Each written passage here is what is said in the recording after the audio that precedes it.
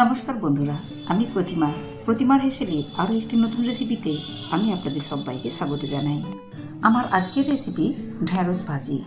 খুব সহজ ও কমন একটি রান্না, কিন্তু কয়েকটা বিষয় একটু লক্ষ্য রাখতে হবে, তা না হলে ঢ্যাঁড়স ভাজি আঠালো মতো হয়ে গিয়ে ভর্তার মতো হয়ে যাবে। দেখে নেওয়া যাক ঢ্যাঁড়স ভাজি কীভাবে বানাবো আমার আজকের এই ভিডিওটিতে। ঢ্যাঁড়স ভাজি বানাবার জন্য গ্যাস ওভেনে একটা কড়াই বসিয়ে কড়াইয়ের মধ্যে দিয়ে দিলাম 2 টেবিল চামচ পরিমাণ সরষের তেল। তেল খুব ভালো মতো গরম করে নেওয়ার পর তেলের মধ্যে দিয়ে দিলাম 1 চা চামচ পরিমাণ গোটা জিরে।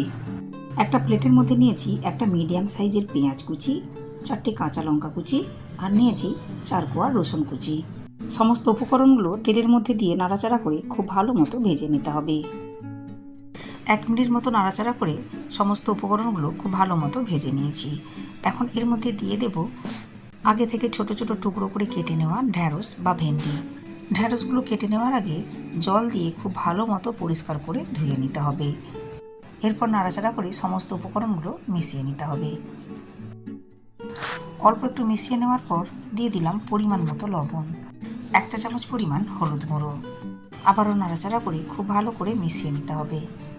দেখুন ভালো মতো নাড়াচাড়া করে মিশিয়ে নিয়েছি। এখন ঢাকা দিয়ে 1 মিনিট মতো রান্না করে নিতে হবে। 1 মিনিট পর ঢাকনা উঠিয়ে নিয়ে ভেন্ডিগুলো আবারও একবার নাড়াচাড়া করে নিতে হবে।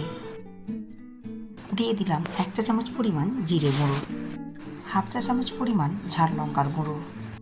আবারও সমস্ত উপকরণগুলো নাড়াচাড়া করে খুব ভালো করে মিশিয়ে নিতে হবে।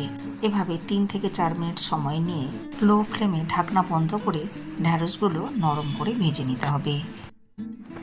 দেখুন ঢ্যাঁড়স ভাজির মধ্যে আমি কোনো রকম জলের ব্যবহার করিনি।